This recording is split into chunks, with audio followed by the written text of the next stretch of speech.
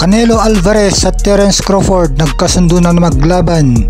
Ayon sa ESPN Knockout na nagkasundo na maglaban sina Canelo Alvarez at Terence Crawford sa September sa Las Vegas, USA. Lumalaban itong si Canelo Alvarez sa 168 pounds at si Terence Crawford.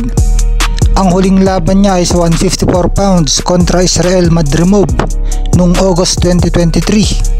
Kaya halos magdadalawang taon bakante si Crawford kung September pa ang laban nila ni Canelo. Pero na lang kung magkaroon ng tune-up fight si Crawford. Bagaman nanalo si Crawford kay Madrimov ay nahirapan ito. Tila hindi rin niya naiakyat ang power niya sa 154 pounds.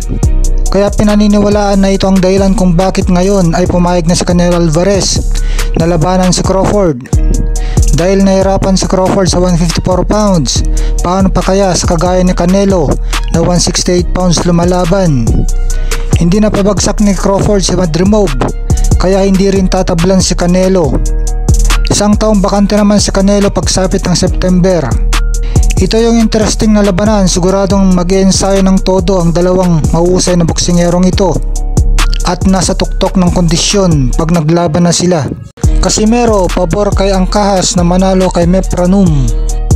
Ayon sa kapatid at head coach na Angas ng Pinas, Janriel Casimero, na si Kuya Lods Jason Casimero ay easy work lang para kay former long-time super flyweight champion Jerwin Prettyboy Angkahas.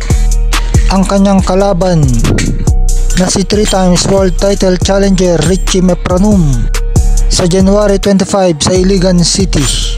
Naging amateur boxer daw kasi si Angkahas kaya mahusay sa distansya, at para makatama si Mepranum kailangan niyang dumikit, kaso hindi daw magpapalapit sa kalaban itong si Angkahas. Hindi nga daw mababahiran ang mukha ng Angkahas sa laban, pero kailangan mag-training pa rin daw ng husto sa Angkahas at baka masilat siya ni Mepranum.